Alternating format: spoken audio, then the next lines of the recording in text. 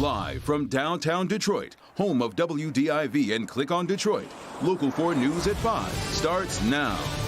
Hundreds of cars towed from freeways all over Metro Detroit this weekend, but how much should you have to pay and what are your rights?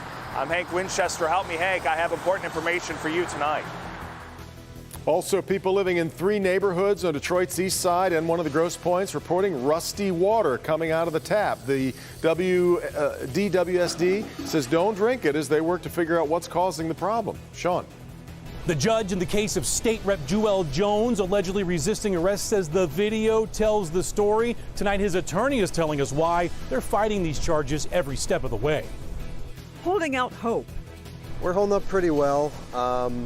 We got a little more fuel in the tank after having a conversation with Danny last night. The family of a journalist jailed in Myanmar receive a phone call they've nervously waited a month to get. But we're going to begin with breaking news we continue to follow from Pennsylvania, where Bill Cosby, surprisingly, has suddenly been released from prison after that state's Supreme Court overturned his conviction. Good to have you with us today at 5. Cosby returned home a free man after serving nearly 3 years of what was supposed to be a 3 to 10-year prison sentence for sexual assault. His attorneys and publicist just spoke outside of Cosby's home. The comedian was alongside them but did not speak. What we saw today was justice. Justice for all Americans. Mr. Cosby's conviction being overturned is for the world and all Americans who are being treated unfairly by the judicial system. New video shows Cosby being helped into his home outside of Philadelphia. In 2018, Cosby was convicted of drugging and sexually assaulting Andrea Constand. But today, the Pennsylvania High Court found an agreement with a previous district attorney more than 15 years ago should have barred Cosby from being charged in the case. Former DA says he assured Cosby he would not be charged if he testified in a civil lawsuit filed by Constand. Cosby was criminally charged, of course, when a new district attorney took office. An attorney for some of Cosby's accusers reacted to today's ruling. Well, I'm glad he got some time served. I really am. But if you think, I believe it's more than 60 or 70 women in total have accused him. He got to have a good long life of wealth and privilege before he was held accountable for his crimes. So it was only a very tiny, tiny measure of the justice that he should have received. The Pennsylvania Supreme Court's ruling says Cosby cannot be retried on the same charges. The district attorney's office says Cosby's release is a procedural issue that is irrelevant to the facts of the crime. They praise the women who came forward to accuse Cosby of sexual assault. All right, let's get to some other news that's breaking right now. Macomb County deputies investigating a bank robbery. This is the scene live at the PNC Bank on 26 Mile and Mound. So that's Washington Township. It appears deputies have blocked access to the bank as they investigate. We continue to work to learn more about what has happened here. Updates coming up here on air and online at clickondetroit.com as we get them. Our other top story here at 5, the family of Danny Fenster has some new hope tonight, and it came in the form of a phone call. The journalist and Metro Detroit native remains in custody of the new Myanmar government after he was arrested last month. But last night, Danny unexpectedly called his family. Rod Maloney spoke with Danny's brother. His name is Brian, and Rod is not live tonight. Rod, first off, how's Danny doing? Well, he exceeded expectations last night, according to Brian. Now, here's what he tells us happened. It's rather complicated. Danny was in the prison, and they called the U.S. consulate in Yangon. Now, at the U.S. consulate, they called Danny's wife, Juliana, in Yangon, got her on the phone. So they're on this side. She calls Brian here in the States, but they had to have the phones on speaker so they could hear each other. But it was a joyous conversation. It was, hey man, how you doing? So good to hear your voice. We were able to have a few lighthearted moments, which was really, really nice. Brian Fenster snapped too last night when his sister-in-law told him that she had Danny on the phone. He's not been heard from since May 24th. He was more talkative than I imagined he would be, which is really great. But yeah, it was just making sure he was okay. He was making sure we were okay. And then the embassy was making sure he knew what to expect at the hearing on Thursday. Brian telling Local 4 today that they weren't going to get into topics that might get Danny into trouble with the new government.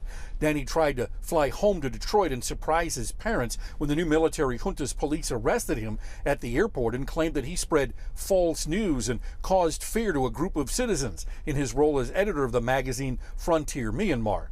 As for Danny's parents, Buddy and Rose, they've been keeping the pressure on as best they can, holding vigils for their son. And when they heard about the call... They're not disappointed. We're hoping this is going to be a weekly thing. Obviously, we've been filling them in every step of the way. Still, there is little doubt tomorrow's court hearing is going to be any different from the last. Danny shuffled in and out in about 5 minutes with no resolution.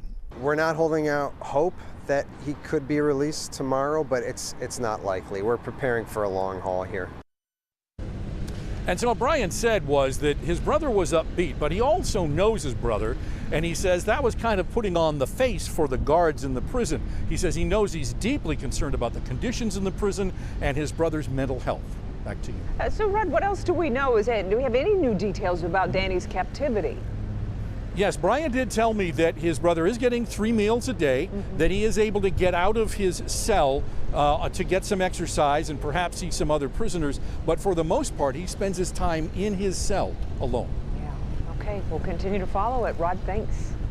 State Rep Joelle Jones is headed to trial on drunk driving charges. Today, a judge made that decision after a state trooper and a paramedic took the stand describing what they say happened along I-96 back in April. We bring in Sean Lay, who's live. We're watching this video here, Sean, and the judge said it kind of speaks for itself.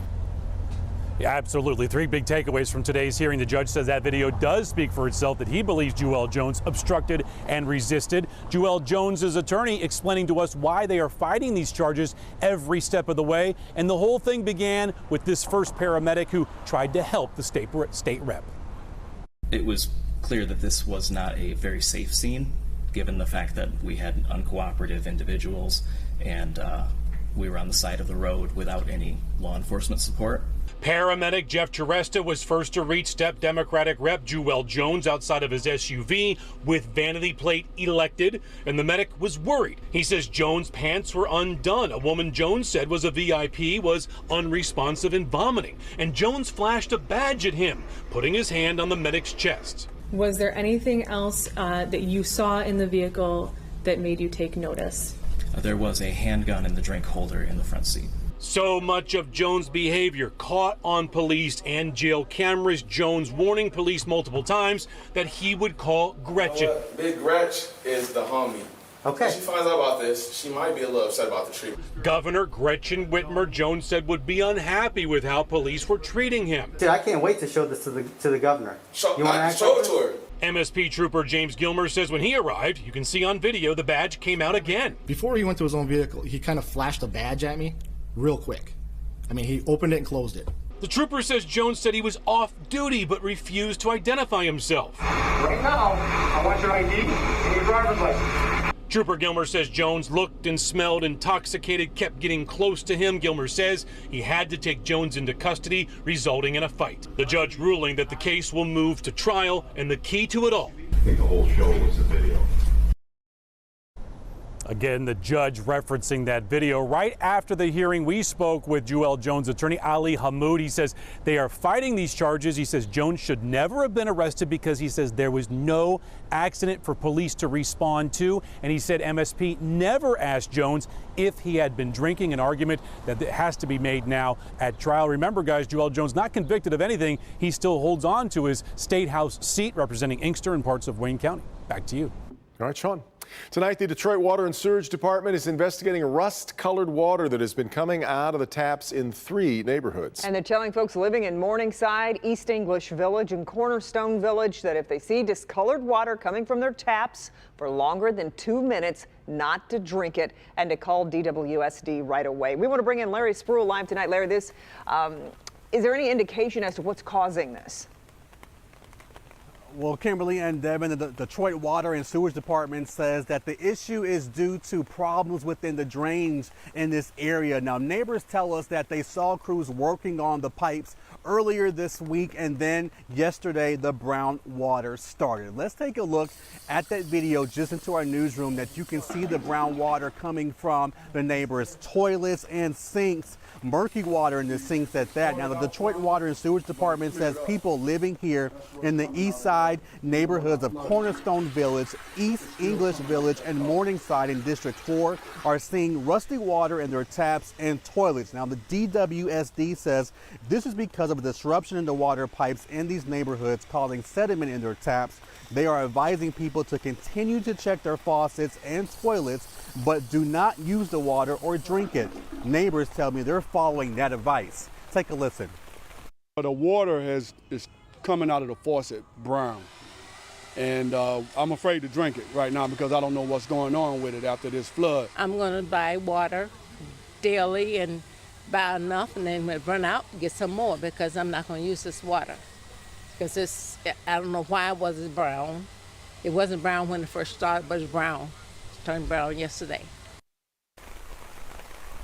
And we are told that Detroit is not the only city dealing with this issue, that Grosse Pointe Woods, they are dealing with this issue as well. We are live in Detroit's east side tonight. Larry Sproul, Local 4.